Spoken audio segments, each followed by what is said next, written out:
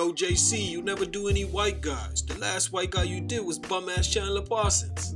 Alright, I hear you, man. Well, it don't get no whiter than this. Chase Andrew Budinger, born May 22nd, 1988. The Napoleon Dynamite of the game. Today's feature is a guy that was the great white hope in the San Diego, California area. And for good reason. This guy had all the natural talent and timing to be a transcendent player in the NBA. Let's keep it real. We've never seen a Caucasian with game like he was from Compton. Chase was a beast basketball player throughout his amateur career and actually a better volleyball player at the time. We'll get into that later.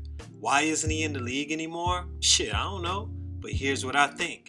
It's your boy JC Stunted Growth. Let's get it. Chase was born in Encinitas, California, or the ENC as they call it, and played at the Costa Canyon High School where he led them to a section title in 2006. Cool fact, I actually played with him one summer just working out in open gym, so I had the chance to meet him and see him up close. Great person, man, one of the coolest people that has a name I've ever gotten a chance to meet. Does not act like an All-American at all, but that's exactly what Mr. Budinger was. As a senior, Chase was a 5-star recruit in basketball and participated in the McDonald's All-American game and dunk contest where he placed second. At 6'7", 215 pounds, he was totally legit, man. I remember back then thinking, wow, this guy has it all if he wants to be great. He was the number 2 small forward and number 4 overall player in the class of 2006. Stunt number 1, return to Arizona. The one thing that has always confused me about Chase was the fact that he chose to come back to Arizona for his second season. Chase came into college with a huge name and game to match.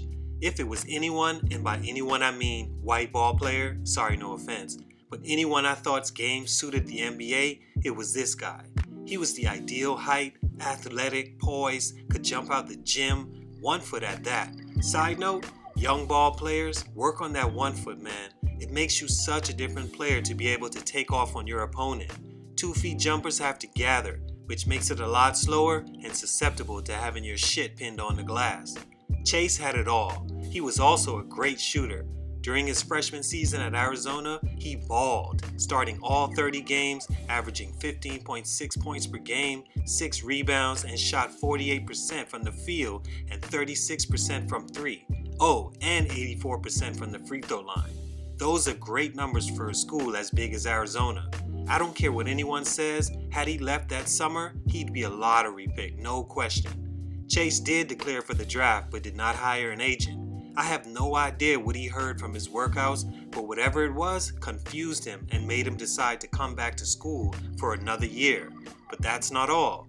Chase not only stayed a second year, he came back for 2 more years. Although he played extremely well in those years, it's just not a good decision to stay when you're expected to leave. I have a theory on why he didn't leave, and I'll tell you what that is in stunt number 3. In his second year in college, his numbers improved to 17 points per game, but his field goal percentages and rebounds took a slight dip. Any dip, though, is glaring in the eyes of scouts when you're projected to leave and you don't. As a junior, he averaged 18 points per game, had career highs in rebounds, assists, steals, blocks, 3-point percentage, and minutes. He was a solid player, which is why I couldn't understand what would happen next. Stunt number 2, fall into the second round. In 2009, Budinger was drafted in the second round by the Pistons, then traded to the Rockets where he'd spent 3 seasons playing limited minutes on a team stacked at the off-guard position. Even then, he still shot the ball well and was productive in his time. This is probably the worst fall in the draft I've ever seen, and it's really a travesty because I think had he landed in a better situation, he'd be a great NBA player to this day. He should have been a first-round draft pick in my eyes. He put up great numbers every year in the Pac-10 at that. Why wasn't he? My theory is that he didn't have good private workouts.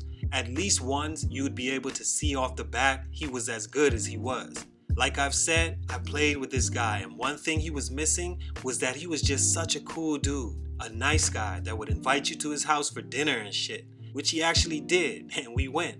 But he didn't have that killer in him, where he wanted to dominate the gym. That's easy to tell in a private workout, and especially with other players.